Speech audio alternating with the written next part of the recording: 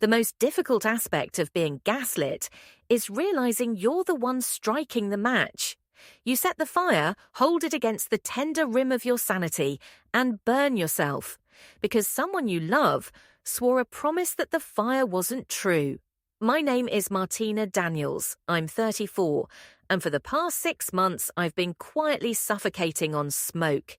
It started like a drip does, harmless, easy to disregard. One drop you brush away as nothing. My husband, Jonas, 36, the kind of man who could talk secrets out of a locked door, began working later and later. His phone, which had previously rested face up on the coffee table, now rested face down, or was hidden safely in his pocket. One night, while my own phone was charging, I grabbed his to see what the recipe for chicken parmesan was. His thumbprint didn't work. He'd changed the passcode. "Ah, new work security policy," he said to me with a shrug, still looking at his laptop. "They're updating the entire thing. Total hassle." He smiled, that same comfortable, warm smile that used to make me melt. And suddenly, I was feeling bad for even asking. But the drops kept falling. Whispered phone calls on the patio, that pale, floral smell on his jacket. When I mentioned it, he brushed it off. "Must have been someone from the elevator. You know how that is, honey." And I'd thought I believed him, because the moment I doubted him, I'd sounded insane. I called my sister Rosalie first. She's 31, practical, poised, protector of our family's reputation.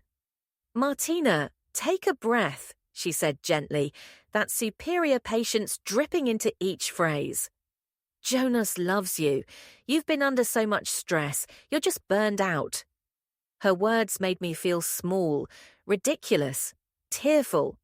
So I called my mother next, Lucille, 58, the type of woman who gossips about emotions like an indecent hobby. At lunch, I told her. She emitted a sharp clink of her fork against her plate. "For goodness sake, Martina," she sighed. "A wife comforts her husband. Don't push him away with your neuroses. How will people think?" Each word struck me like a boulder in my heart. She was right, wasn't she? I was paranoid. I was the problem.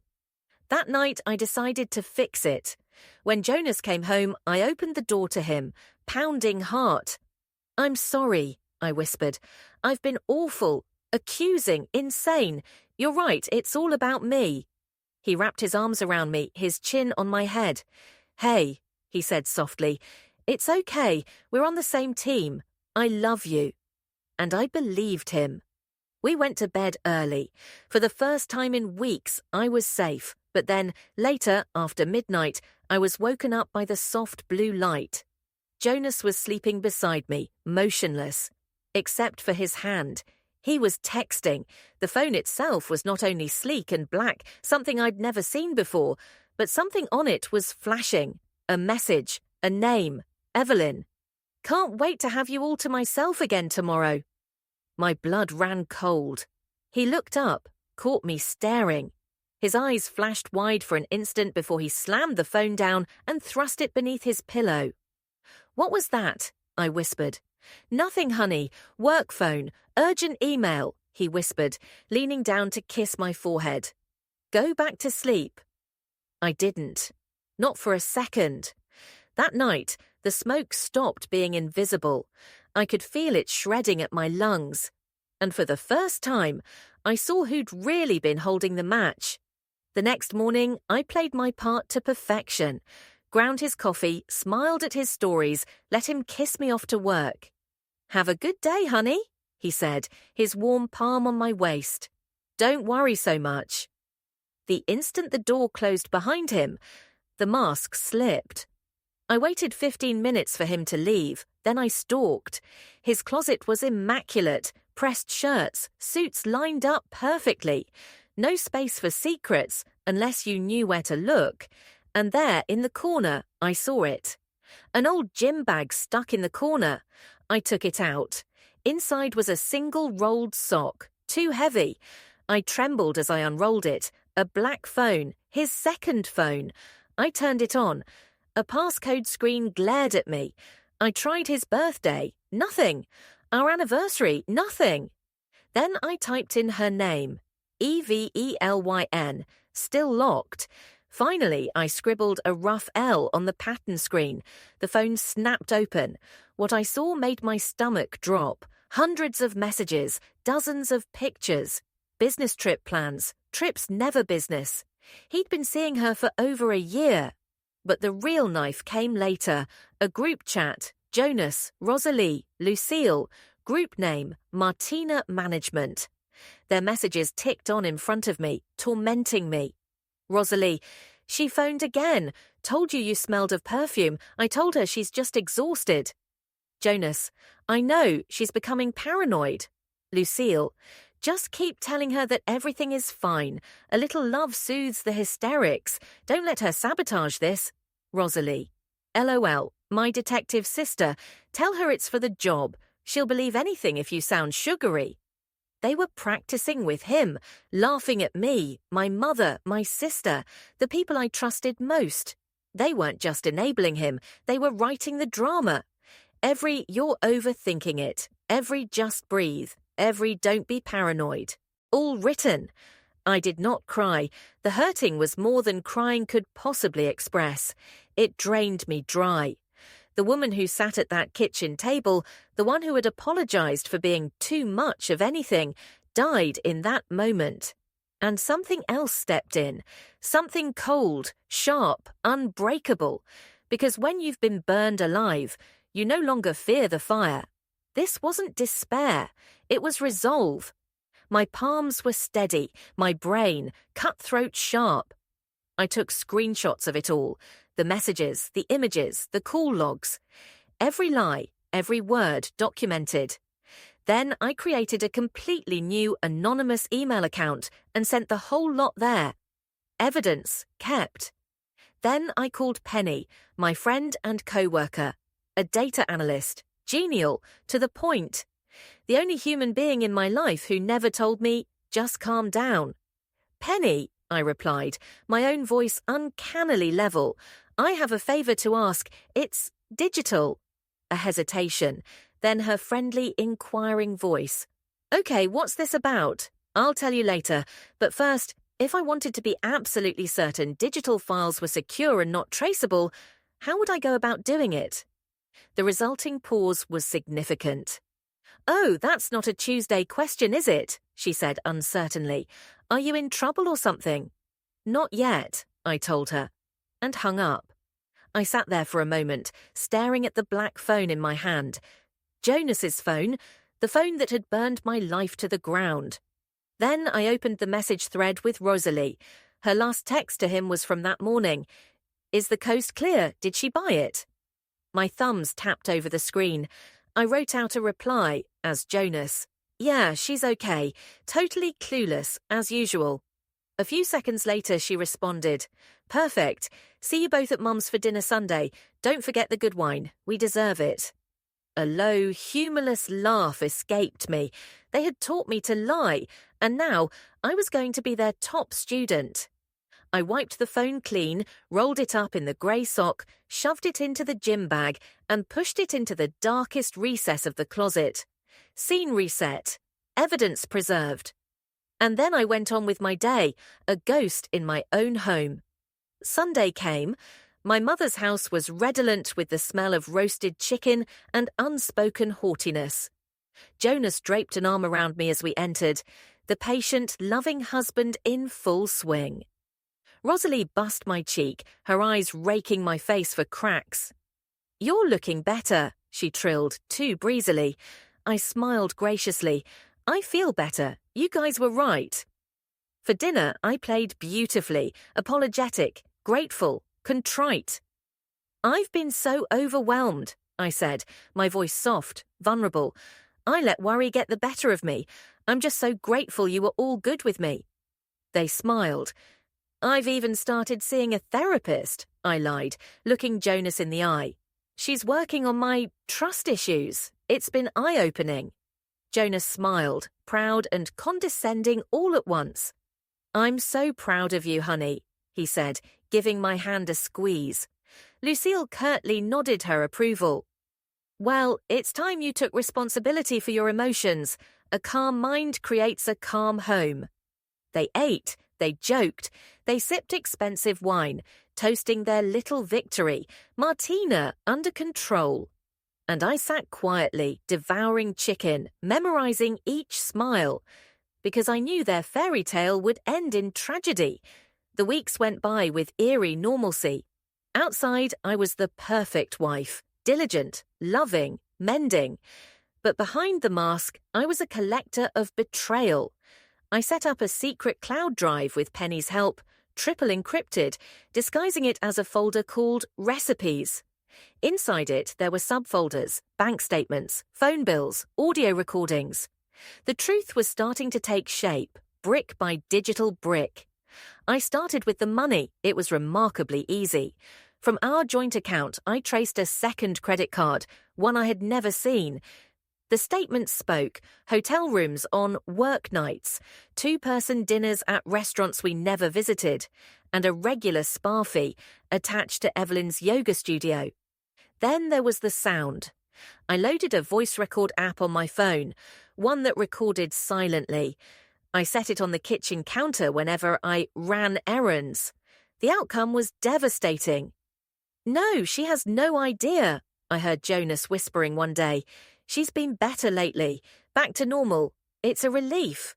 His voice was kind, loving, but not towards me. I named the recording Casseroles. But the hardest part was running into her. Evelyn, the woman who'd collaborated on my sorrow. I knew from the card statements that she preferred a small cafe near her studio, so I walked there one morning. I sat at the window, pretending to read. And on cue, in she walked, radiant skin tone, perfect ponytail, yoga tranquility personified. I waited until she'd placed her order, then took a stand, timing it just right so that we crossed paths at the door. "Evelyn, hi, it's Martina, Jonas's wife. I don't know if you'll recall me." Her smile faltered, then recovered, professional and refined. "Of course, so great to see you." "I just wanted to thank you," I added with a smile. "Jonas was wound so tight for months, and ever since he started working for you, he's been a changed man. Whatever you're doing, it's wonderful." A rosy blush crawled up her neck. "Oh, well, I simply manage the practice," she stammered. "He does all the work." "You're too humble," I said, smiling broadly. "We have to have dinner one of these days." And I left. She thought I was the stupid, grateful wife, just fantastic. Later in the evening, Jonas got home late. He embraced me, kissed the side of my neck, whispered, "I'm glad you're better." I smiled politely. "Thanks for being so tolerant of me." He smiled too, smug, peaceful, contented. He didn't have a clue that, in my pocket, my phone vibrated with a gallery of new screenshots, his most recent messages to Evelyn, planning their next session. He was embracing me, while I gripped the evidence of all the lies. And that's when it hit me. The deadliest weapon isn't a knife or a gun, it's trust, for no one suspects a gift wrapped in love. The invitation came a week later, an email from my mother. Save the date, Lucille and Richard Daniels' 40th anniversary celebration. My dad, stoic, quiet, barely present, would never have planned it on his own. Lucille, of course, was running the entire production, a catered, pricey party, elegance, pomp. And in that moment, I recognized my stage. I waited until Sunday dinner to make my move. "Mom," I said, plating the mashed potatoes, "I've been thinking about the anniversary party. I know how much it means to you. I'd really like to take care of it, all of it." 3 pairs of eyes looked at me. Jonas, stunned. Rosalie, suspicious. Lucille, interested. "What do you mean, all of it?" my mother asked. "I mean it, all of it. Venue, food, invitations, my expense," I said with a soft, genuine smile. "Think of it as a thank you for waiting so patiently with me the past few months." The table shifted. Rosalie's skepticism melted into patronizing approval. "Wow, Martina, a lot of responsibility is a lot. You sure you're ready for it?" I met her gaze. "I've never been more on top of things." Jonas saw an opening. "That's a great idea, honey. I could even bring a few clients, make it a good networking reception." The audacity almost made me laugh. "Surely," I said sweetly, "the more the merrier." Lucille clapped her hands, overjoyed. "Oh, Martina, this is wonderful. It shows you're finally back to yourself." I smiled and quietly thought, "No, Mother, I'm not myself anymore. I'm becoming someone new. And the next performance was going to be unforgettable." I spent the next month plotting their downfall in the guise of flawless party planning. I booked a private dining room at one of the city's better restaurants, sophisticated, intimate, complete with a state-of-the-art audio-visual setup. I paid the deposit from my own nest egg, money from an account Jonas was not even privy to. I handled it all myself, the invitations, the menu, the wine tasting. But my true masterpiece was the tribute video. "I'd like to make something special for them," I told the family at dinner, smiling naively. "A walk down memory lane, photos, home movies, all of them." They surrendered boxes of memories willingly, and I, loyal daughter that I was, became the family historian. But behind the smiling photographs and home movies, another movie was being written. One evening, Penny came by. My laptop glowed on the dinner table, open to a timeline of smiling faces, holidays, birthdays. "This," I told her, "is the public version." And then I opened a file called Private Project. The screen faded to dark. The timeline was full of screenshots, audio clips, and bank statements, our real family photo. Penny inched closer, her expression grave. "Martina, this is scorched earth." "It's what they deserve," I told her, my voice level, unbreakable. We worked till late in the night, two women fueled by caffeine and a sense of justice. Penny taught me how to build the sound, how to bring the messages in, how to time every reveal to get the greatest impact. By the time dawn crept over the blinds, the truth was done, edited to perfection and ready to roll. It was 7 days out, and all the pieces were in place. The RSVPs were in. Jonas's business friends were coming. Evelyn had graciously declined, a trifling kindness. And what about me? I was serene, that dense, anticipatory serenity, the sort you experience on a train station platform with your bag already in hand, waiting for that instant when everything will shift. Then, one night, I returned home to discover an envelope on the sidewalk. No stamp, no return address, only my name, typed. On the inside, in a single sentence, "Be careful, family doesn't forgive this kind of betrayal." The words stopped me short. My secret was safe. Only Penny knew. So who had sent it? It didn't feel menacing. It felt warning. For the first time since that second phone discovery, I was scared. A crack had opened in my perfect facade, and I had no idea who was holding the hammer. The note sat on my kitchen counter for 2 days, a small white presence that told me someone was watching me. My first suspicion was Aunt Samara, Lucille's older sister, reserved, observant, always waiting in the background at family functions. She was the only person in our family who saw everything and never spoke up. Did she know all along? I called her on the grounds of asking her about an old family recipe to add on the dessert menu. We talked about cakes and catering. Then I asked her, "It's been a lot, organising this party," I replied with a smile. "But after Jonas and I were through that bad patch, it's nice to do something positive for the family." There was a pause. "Family can be hard, Martina," she said softly. "Sometimes the ones who are supposed to take you home push you down instead." Her tone was even, measured, but not an admission, more like a word of caution from someone who had ridden out her own storm. So if not Samara, who? The reply came a few days later. "My cousin Jesse Franklin, Samara's son, called me. We weren't close. He was courteous, reserved, always a little standoffish, a man who wore judgment on his shoulders like a tailored suit. Hey, Martina, got a minute?" His tone was low, restless. "Jessie, everything okay?" "Yeah," he stuttered. "I just wanted to visit you before the party, alone." We had coffee the next day at a small cafe. He shifted, eyes moving anywhere but mine. "Did you read my note?" he finally admitted. I froze. "That was you?" He nodded. "Why?" He inhaled deeply, guilt etched across his face. "Because I saw something 2 years ago." My stomach turned to stone. "I was at downtown yoga studio, buying my wife a gift card. I bumped into Jonas in the parking lot. He was with a woman, the instructor. He kissed her, Martina. Not a peck, a real kiss." "Evelyn," I whispered. He nodded again. I went up to him, begged me not to tell you, that it was wrong, that it would kill you. So I went to talk to your mom instead. A chill, bitter anger started blooming in my chest. "And what did Lucille say?" Jessie looked down. "Mind your own business," she told him.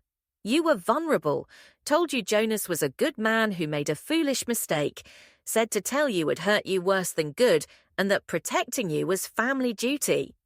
He'd had that secret in his heart for 2 years. 2 years my mother had known. 2 years my family had gone out of our way to protect him. The treachery was not new, it was old, deep-seated. "I thanked you for informing me," I said to him finally, my voice firm. "You did what was proper." That night, I added Jessie's testimony to the file, another brick in the lie wall. His admission opened a new doorway, though. Lucille's blind faith in Jonas was not only emotional, it appeared financial. So I investigated further. My grandparents had set up a trust fund for Rosalie and me, held by my parents until the age of 40. Not millions, but a substantial amount. I'd never looked at the papers. I'd trusted my mother absolutely, no more. I dug out my father's old office and found the papers, an investment account managed by a small local company. The following day, I called the company pretending to be my mother's secretary. I requested 5 years' worth of statements for tax purposes. They arrived an hour later in my inbox. And what I found made my hands shake. Large withdrawals. Tens of thousands of dollars charged as capital investments. All funneled into a company I had never heard of. I looked up the company name on Google. Registered agent, Jonas Hughes. He hadn't just betrayed me, he'd been stealing from me and from my sister with my mother's permission. The hotels, the gifts, the pricey dinners, the money that funded his secret life was ours. The final piece fell into place a few days later. I was at the mall picking up a dress for the party when I overheard familiar laughter. I spun and was floored. Rosalie and Evelyn. They were huddled over a cafe table, heads bent, whispering like co-conspirators. I quickly ducked behind a potted plant, my recording app already activated. "And then she informed me she's in therapy," Rosalie said, smiling. "Like she's finally self-aware enough to realize she's the problem. Honestly, it's almost a relief." Evelyn's voice was smooth, unemotional. "He does seem more at ease. He said she's been such a better soul to get along with lately." Rosalie laughed softly. "She's trying to make amends for her little breakdown. It's pathetic, but at least she's quiet now." We were laughing, and it sliced through me like glass. Standing there at the back of the fake leaves, writing down every word, I didn't experience heartbreak. I didn't even despise. What I possessed was clarity. This was not cheating anymore. This was about destruction. They hadn't cheated on me. They'd dismantled my entire life and did it with a smile. The rest who claimed they loved me hadn't just betrayed me. They'd erased me, and now I was going to erase them. I invited Penny for the night of the party. The last draft of the slideshow rested on my laptop, ready to roll. The house lay quiet, a silent stage setting for its final act. I filled 2 glasses with wine. "I have to get you to see it all," I said to her. "Your money, the tapes, Jessie's story. You have to see it all before tomorrow." We sat at the dinner table, the same one where Jonas and I had eaten hundreds of meals on lies. I showed them all to her. The embezzlement of the trust fund, the cover-up my mum had set up, my sister's laughter with my wife's mistress. When the mall sound came in, Rosalie's icicle laugh echoing out, Penny just shook her head in slow motion. "This is so much worse than an affair," she breathed. "What they did to you. It's monstrous." She looked at me, actually looked, her eyes wide with worry. "Are you sure you want to do this, Martina? Once you hit play, there's no turning back. You'll burn every bridge you've got." I drank wine slowly, then smiled faintly. "They're already ash," I said to her. "They just don't know it yet." Penny nodded. "Then let's get it just right." We spent the next hour editing the video. We added the laughs of Rosalie and Evelyn over photographs of joyful family meals.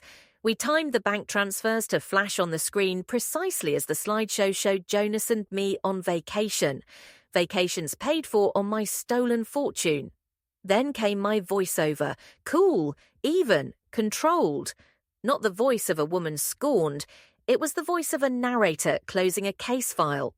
Once we'd finished, Penny locked the file with a password known to only she and I. "Just in case he tries to make a quick dash on stage," she snarled. When she left, I walked through the house like a stranger. Every picture taken seemed like a bit of costume jewelry from a play that I hadn't realized I was performing. Our wedding photo, 2 smiling faces fixed in time, was like a joke, hard and unforgiving. I was in the bathroom when Jonas came back home. He encircled me with his arms from behind, resting his chin on my shoulder, his eyes locking with mine in the mirror. "There you are," he murmured. "You look different lately. Got your spark back?" Ironic was the thickness I could taste. It was the taste of bile. For a split moment, I almost cracked. The man in the mirror seemed to be the one I'd loved, the one I'd shared a life with. For a moment, I almost fell for the deception again, and then I saw him. That same condescending warmth, that very self-satisfied gleam, the face of a man who thought he'd solved his wife's little emotional crisis. He wasn't gazing at me, he was gazing at a problem solved. I turned within his arms, smiled softly. "I just feel clear," I told him, "ready for a new beginning." He leaned in to kiss me. Slow, sure, certain. I kissed him back. It was the last time. Later that evening, while he slept, I stood before the mirror once more. The woman looking back wasn't broken any longer. They had underestimated her. They had thought she'd break, but she hadn't. Sometimes when you push someone to the edge, they don't tumble. They cut deeper. I leaned in closer to the mirror, whispering to my reflection. I was never crazy. My eyes were clear, icy. But you're all going to be. The party. The private dining room was exactly as I'd imagined it, elegant, understated, and filled with liars. The low hum of conversation mingled with the clink of wine glasses. My mother, Lucille, held court near the head of the table, radiant in her self-importance. My father stood beside her, the perfect decorative accessory. Rosalie glided between guests, her laughter high and false. Jonas worked the room, dazzling his business associates, proud of his cured wife. He glanced my way across the room and smiled, flashing, confident. The devoted partner, the loving husband, the con artist. I smiled back, the perfect picture of calm. Penny, sitting demurely at the rear, gave me a small reassuring nod. Dinner was a blur of unexciting food and mindless talk. Toasts were raised. Rosalie spoke last, her voice dripping with self-satisfaction as she sang our perfect family's praises. Then I got my turn. "And now," Rosalie turned to me with her usual phony warmth, "Martina has prepared a special tribute for our happy couple." I stood, laptop in hand, every movement deliberate, controlled. I connected to the projector. The lights dimmed, the din died. 40 years is an impressive milestone, I began, my voice smooth and commanding. It's a testament to love and loyalty, to the memories we hold dear and the secrets we keep. I pressed play. The slideshow progressed quietly. Vintage wedding pictures, birthday celebrations as children, the facade of happiness. Lucille wiped at her eyes. Jonas draped his hand proudly across my shoulder. Then music stopped, and the first screenshot flashed, a text message, in the Martina Management Group chat. Rosalie, she's so paranoid these days. Gasp. Rosalie's face paled. Next slide. A bank statement, $20,000 transferred from the family trust to Jonas's holding company. My recorded voice shattered the silence. It started with small lies. The screen shifted again. Texts between Jonas and Evelyn, their sweet words, their secret plans. Then audio. Jonas's voice, soft and intimate. I love you, Evelyn. A hum ran through the room. Then there was the mall recording, Rosalie and Evelyn laughing, teasing each other, calling me pathetic. Jonas stood up. Martina, what in the name of the devil is this? He snarled, attacking me. I shut the laptop hard. It's protected by a password, Jonas, I said serenely. The slideshow continued on the big screen. Jessie's words scrolled next. She told me to leave it be. Keep the family intact. Lucille's face hardened, a porcelain mask beginning to crack. This was no longer her tale. Across from me, Jonas's business partners sat frozen, horror beginning to dawn on their faces. Tyrell Ramirez leapt to his feet, his chair scraping the floor. He spun around to Jonas, said nothing, and walked out. The others did. My mother lost it first. She started crying, not elegant tears, but ugly, wrenching sobs of raw fury. How could you? She screamed. You've ruined everything. Rosalie moved towards me, eyes blazing. She slapped me across the face, hard. The crack rang through the stunned silence. The burn hurt, but I barely felt it. I just gazed at her, expressionless. Jonas was stiff behind her, his face pale, his kingdom destroyed. And for the first time in years, I felt at peace. He stared at me, then at the row of empty chairs where his business partners had sat just seconds earlier, the overwhelming force of his loss closing in on him all at once. In that moment, I could have sworn that I saw the realization cross his face. The smooth veneer he'd maintained for so long cracked, and behind it was only devastation. Evelyn wasn't there, but I didn't doubt that she'd hear about it soon enough, and when she did, she'd finally understand. She was never his grand passion. She was just another pawn in his game. And now, one more victim in mine. I picked up my computer, slung my purse over my shoulder, and opened the door. Nobody moved to stop me. At my back, the room imploded, voices rising, plates shattering, years of perfumed pretense disintegrating into chaos. The smash of a perfectly scripted family at last tearing itself apart. I didn't look around. The burial of our secrets was complete. And I alone departed from the grave. I didn't go home. I didn't even go to Penny's. I just drove. Hours, nowhere, no idea. The slap of Rosalie's hand still hurt on my cheek, a physical reminder of all they'd done to me. Later, I was driving down a leafy, tree-lined road that I hadn't travelled in years. I stopped in front of Samara's house. Before I even had a moment to knock, the door opened. She was there, unruffled, like she had been waiting for me the entire time. There was no shock in her eyes, just silent understanding. She welcomed me in, made tea, and sat opposite me in her softly lit living room. "Jessie phoned me," she said softly. "He explained what you did." I just nodded, fingers wrapped around the heat of the mug.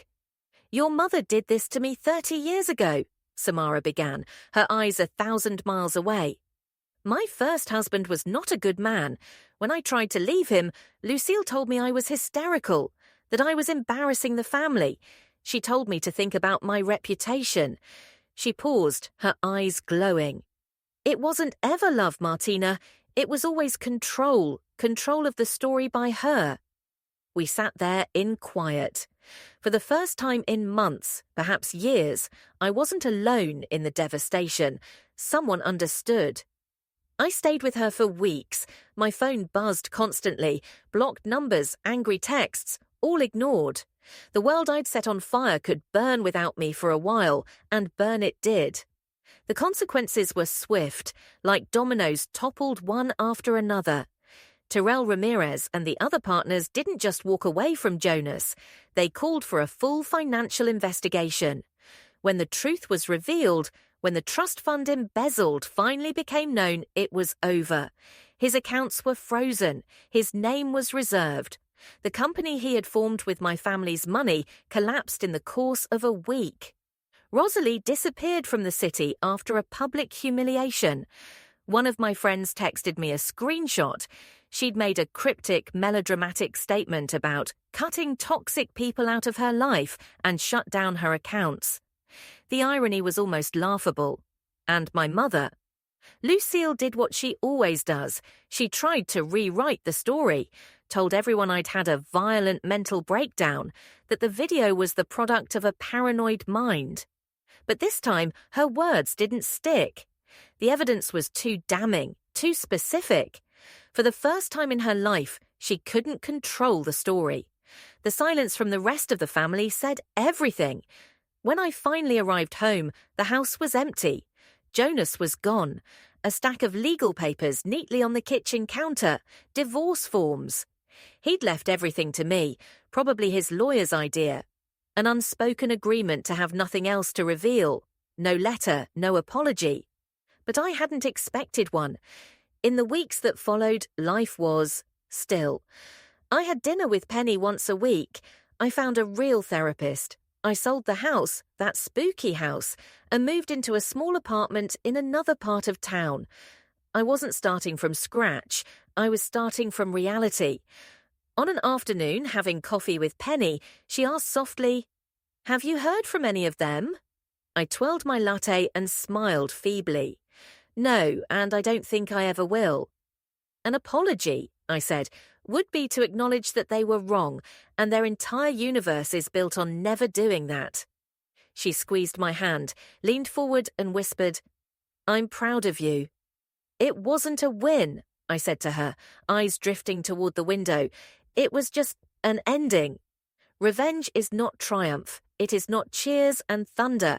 It is debriding an infection, painful, raw, necessary. It doesn't bring joy, only comprehension. And comprehension was all that I had ever hungered for. They thought that I required their love in order to be whole, but what I truly required was to stop loving the wrong people.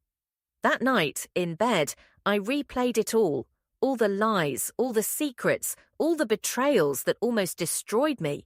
They had lit the match to burn me to the ground, but in the end, I was the one who lit it. Perhaps karma isn't destiny. Perhaps I was karma, the bit of me that was willing to burn the world to the ground just to light my own way.